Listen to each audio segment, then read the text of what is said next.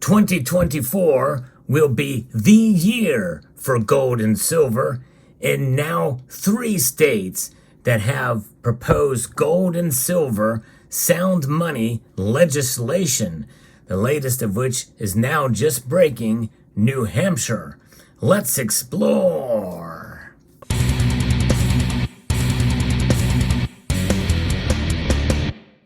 Folks, this is extremely important and groundbreaking as we are now starting to see quite a revolution, a sound money revolution.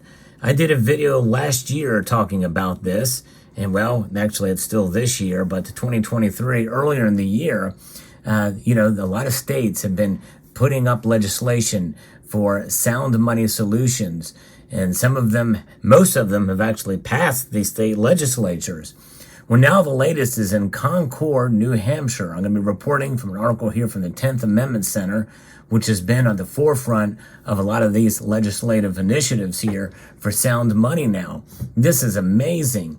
So a bill that has been filed in the New Hampshire House would take several steps to increase currency competition with sound money in the state and set the stage for the people there to undermine the Federal Reserve's monopoly on money. Indeed, this is a familiar phrasing as we've covered in the previous 2 states. And folks, this is written exactly the way it should be, because that's exactly what's happening here. There is a revolution, not only for sound money, but it's a revolution against the Federal Reserve System.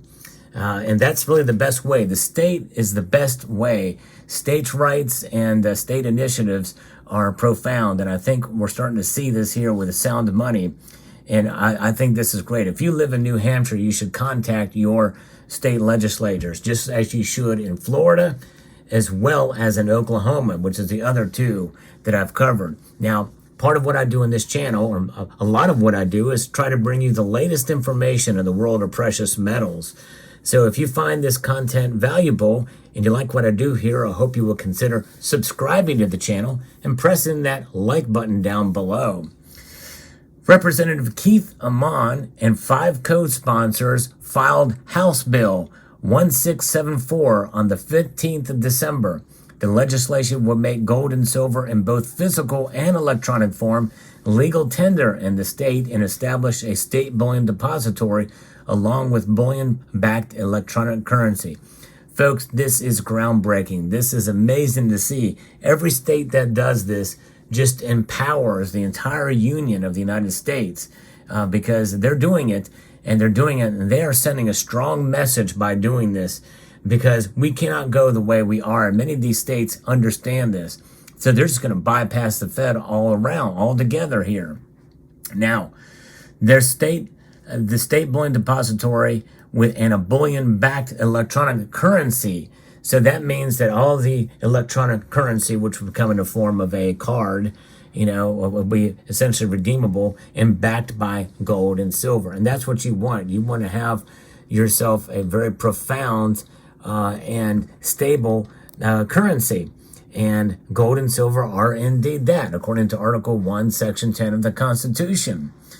Under the proposed law, specie would be defined as bullion fabricated into products of uniform shape, size, design, content, weight, and purity that are suitable for or customarily used as currency. So think about that. Usually it's round, but could also mean bars and of a certain weight, like ½ ounce or 1 ounce, or maybe even 1/10 ounce that could be utilized.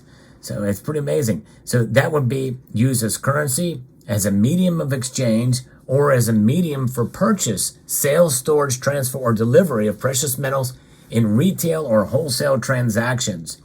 Now, specie legal tender would be defined as a specie coin issued by the United States government at any time, and any other specie designated by the state treasurer as legal tender pursuant to the monetary authority not prohibited by Article 1, Section 10 of the United States Constitution. So that means everything that you see before you on your screen would certainly fall into that category, but maybe even old constitutional silver coins. So you could literally go in and buy a product, a goods, or service with a dime bag.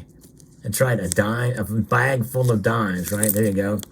There's your little dime bag for you. I knew you all wanted to see that. Yes, indeed. So there you go. And that could be utilized. So that would be specie legal tender. Electronic currency would be defined as a representation of actual gold and silver, specie, and bullion held in depository.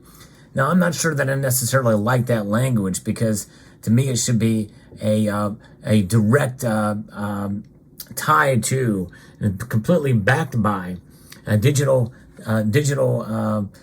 currency backed by actual gold and silver by weight. And I think that's really the best way, or I'd find another way to say that. But representation, to me, leaves a little bit of wiggle room there. But anyways, such representation shall reflect the exact units. There we go. Okay, so the language continues here, defines what representation means, that it will reflect the actual units of physical specie or gold, and the exact units in silver bullion in the depository account in its fractional troy ounce or gram measurement as provided in this chapter. So that's good.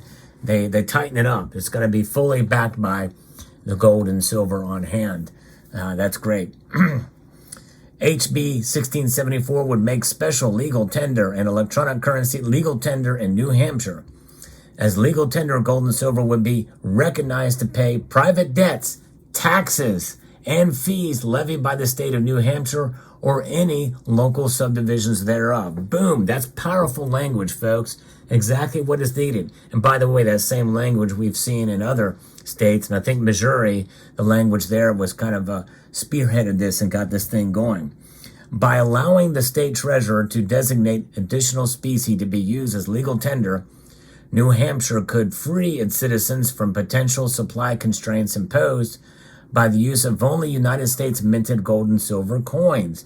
More importantly, the people of the state of New Hampshire would be able to define what specie is considered constitutional tender, further distancing themselves from potential control of their competing currency by Washington, D.C. So they really thought this thing through here.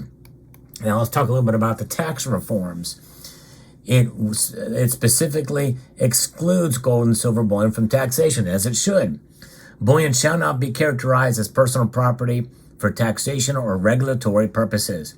The exchange of one type of form of legal currency of tender for another type of form of legal tender shall not give rise to any tax liability, and it shouldn't. Morally, it should not. The purpose or sale of any form of bullion shall not give rise to any tax liability, the purchase or sale. The legislation also includes changes to the state tax code and contract law that would make it easier for businesses in the state to operate using the functional currency of their choice. Right now, already in New Hampshire, they have goldbacks, the New Hampshire goldback, which is utilized now. Now, very small percentage of businesses in New Hampshire use them, but nonetheless, they are, and they made them specifically for that state. And so, hey, I think it's something that could be viable down the road, but it's going to take a while because the goldback, as I mentioned in prior videos, is still fairly controversial. Nonetheless, practically speaking, these provisions will allow New Hampshirites to use gold or silver in both physical and electronic form as money, rather than just as mere investment vehicles. In effect, it would put gold and silver on the same footing as Federal Reserve notes. Much like the Bank of International Settlements did with gold, they put it on the same footing as Federal Reserve notes too. By the way, New Hampshirites, is that what you folks are called up there in New Hampshire? Yankee stacking, I'm not sure, but anyways, what do you call, Texans, and you got New Hampshirites, so what other word would you use? Passage into law would make New Hampshire the fifth state to recognize gold and silver as legal tender. Utah led the way, reestablishing constitutional money in 2011. Wyoming, Oklahoma, and Arkansas have since joined. Now, some of you in a previous video mentioned, well, what about Texas? Texas has a bullion depository, but I don't know that they've actually recognized gold and silver as legal tender. The effect has been the most dramatic in Utah, where the legal tender law opened the door for the development of gold and silver market in the state. With some legal hurdles cleared away by the state, the United Precious Metals Association, in partnership with Alpine Gold Exchange, set up the state's first gold bank. The Utah Specie Legal Tender Act which led to the creation of the gold-backed, which is the local voluntary medium of exchange. They're made from fractions of an ounce of physical gold, as we've talked about here, and actually have been vetted and actually do have the weight of gold in them. They're very controversial. Probably more than half of my audience thinks that it's a silly idea, and they don't really understand or get it. And I've done videos about it. I've actually even interviewed the president of the gold-backed. I'm not paid by the gold-backed people at all, but I'm very much pro gold-backed as a concept. It just has not been widely used yet in practice. But I think once it does, more and more people will start to accept it. But it's going to take that in order for it to get acceptance, I think. And the New Hampshire version of the gold-backed has been available since 2020. And so the bullion depository for this thing, for this bill, HB 1674, would establish a state-run bullion depository. A depository account holder would be able to purchase, sell, deposit, or withdraw bullion.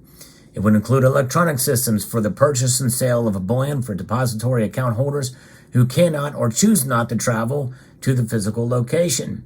The bill includes provisions for the creation of an electronic currency backed by specie legal tender or other bullion designated by the state treasurer, utilizing open blockchain. So this is a little different.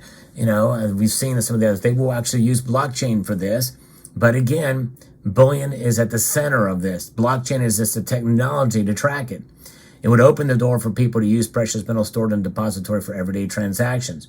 In establishing the electronic currency, the state treasurer shall establish a means to ensure that a person who holds the electronic currency may readily transfer or assign the electronic currency to any other person by electronic means. And that is profound and important language for sure. It's freedom. It's about freedom. And live free or die is the motto of New Hampshire, if I'm not mistaken. So in a nutshell, through the depository, New Hampshire Rights would eventually be able to deposit gold or silver or pay other people through electronic means. Private individuals and entities would be able to purchase goods and services using assets in the vault in the same way that they use cash today. Doing so has the potential to open the market to sound money in day-to-day transactions.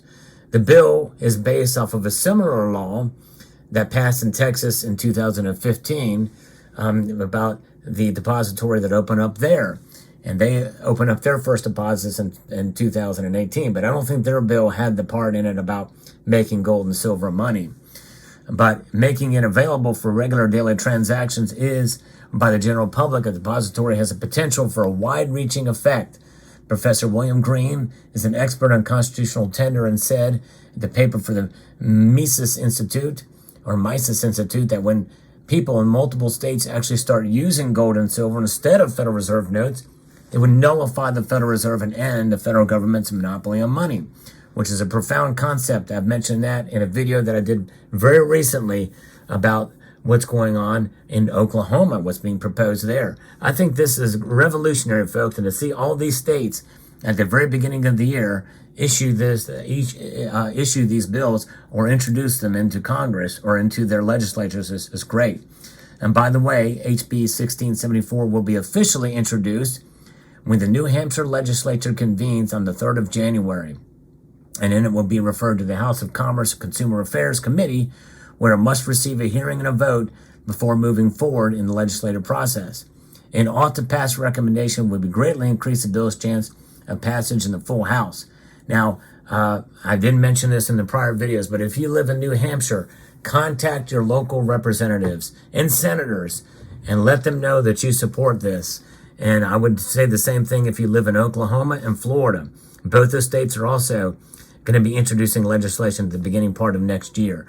So this has not been officially introduced yet. They've been filed. All these bills have been filed, but not officially introduced. But this is the beginning. And I'm covering this now because it's so important.